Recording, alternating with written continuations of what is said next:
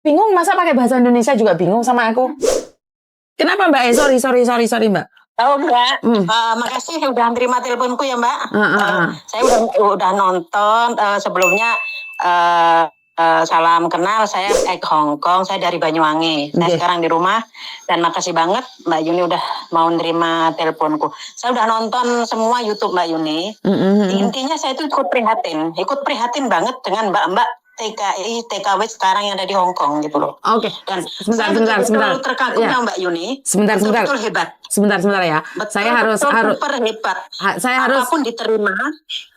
Sebentar, saya harus klarifikasi juga bahwa setiap kali telepon masuk ke saya secara langsung dan tidak langsung masuk di YouTube sama di Facebook. Jadi hati-hati, jangan pernah menyebut nama siapapun, termasuk namamu sendiri, karena saya tidak ingin setelah viral atau dibully ntar minta take down. Kenapa sayang? Kenapa? Oke, siap Mbak. Saya kasih. Intinya saya pernah nonton YouTube Mbak Yuni itu katanya bilang gini, apa namanya, yang curhat ke saya itu jangan yang ini loh, yang ngasih motivasi, yang gimana itu biar lain-lainnya itu bisa apa namanya sebagai motivasi gitu loh Mbak. Nggih. Jadi saya mau cerita, saya masuk ke Hong Kong itu tahun 2001 awal Januari. Sampai 2014 saya baru pulang. Terus saya pernah mengalami kayak mereka itu loh. Maksudnya majikan seperti apa. Saya sendiri bahkan pernah makan daging babi. Itu loh intinya. Terus? Sebagai motivasi. Saya pernah masuk itu di Jinwan. Di Jinwan. Saya di Luk Yung. Waktu itu saya cuma digaji 1.500 tahun waktu itu. Underpay. Ya betul. Karena pikiran saya begini Mbak. Saya ada masalah dengan keluarga. Terus saya harus bangkit. Waktu itu saya nggak bisa tinggal sini karena hati saya sedang sakit. Saya pergi ke Hong Kong. Saya punya motivasi saya harus bangkit. Saya harus membuktikan kepada mertua saya, kepada siapapun gitu. Jadi saya dibayar berapapun mau Mbak, karena saya nyadarin.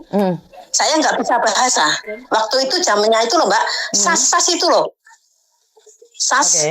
Nah, di situ saya masuk, di situ saya di lantai 40 kalau nggak salah.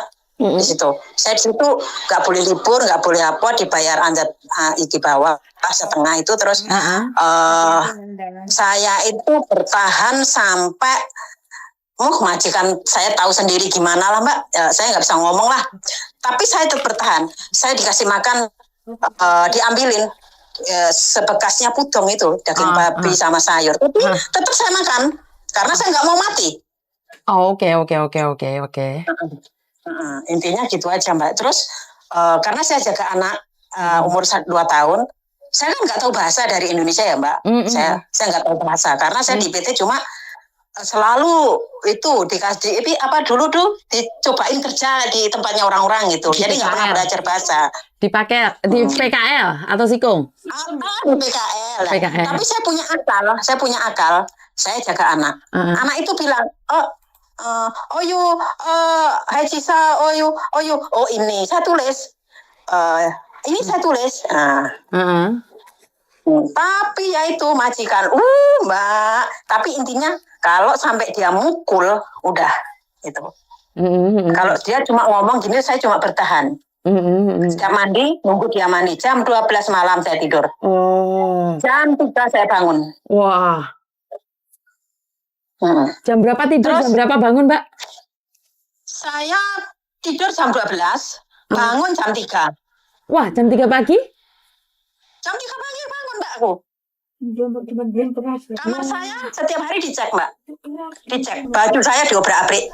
Dan takutnya saya mencuri ini kan itu Mbak. Setiap hari. Ya nggak setiap hari loh Mbak. Kan majikan saya kerja, yang laki perempuan kerja pulangnya. Cuma saya kan memang nyadarin, saya dibentak, dibilang babi, dibilang ini. Tapi kan saya nggak tahu bahasanya. Saya cuma diem.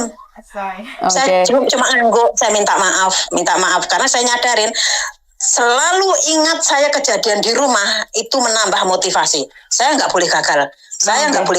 Saya terus gitu.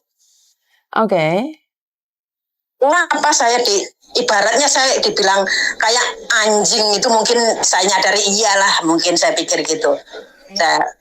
Waktu itu saya punya anak 1 umur 18 bulan saya tinggal. Waduh. Oke. Karena keadaan keluarga. Gitu. Nah, terus habis itu saya bertahan sampai 2 tahun kurang 1 bulan saya di interminate. Saya nggak tahu masalahnya. Saya di interminate, saya diambil agent. Sambil di agent, habis itu di agent saya nggak dikasih apa-apa Mbak, uang nggak ada. Tapi saya cukup pinter. Saya punya sisa gaji itu 200 karena majikan itu nggak boleh saya libur. Saya dikasih libur itu cuma 2 jam ketemu kakak saya. Setelah hampir 2 tahun cuma 3 kali saya dikasih keluar. Saya pasrah, saya terima. Saya intinya cuma ingin bahasa, saya ingin tahu bahasa gitu. Itu aja. Nah, setelah itu kurang 2 tahun, kurang 1 bulan saya di interminate, saya pulang. Saya di agent dulu, habis itu dibelikan tiket transit Singapura, saya pulang ke rumah. Habis itu saya ke PT ngambil dokumen, saya pulang lagi 1 bulan di rumah, saya berangkat lagi lewat PT. Di situ saya 2 bulan setengah, saya bahasa kan alhamdulillah ya Mbak, udah lancar, ya yang 80% lah saya lancar. Itu, saya masuk PT lagi, saya udah 2 bulan setengah dapat job jaga anak, bayi baru lahir tapi belum lahir. Di Paumate, di Happy Valley. Waktu itu kan waktu masuk itu saya lihat majikan saya terkejut. Orangnya tinggi besar, matanya lebar Mbak. Mbaknya tahu waktu saya masuk itu, saya tertuntut di lantai saking ketakutannya, takut majikanku itu, ya. Karena itu perutnya besar. Gitu. Nah, habis itu saya cuma sambil bismillah suruh duduk di atas. Saya terus dikasih minuman, terus kasih berapa. Akhirnya majikan saya itu melahirkan, saya melahirkan, ya gitulah Mbak, orang majikan kan gitu ya? Seperti yang saya dengar di YouTube Mbak Yuni, hampir sama majikan rata-rata semua seperti itu. Tetapi intinya saya kan tanggung jawab saya jaga anak baru lahir ya. Jadi majikan itu selama saya diuji itu hampir 1,5 tahun Mbak. 1,5 tahun saya diuji. Saya nggak bisa cerita majikan seperti apa. Hampir saya dipukul botol sambil ini. Soalnya Mbak. Akhirnya saya kan jagaan bayi itu. Saya sayang. Akhirnya majikan luluh. Terus?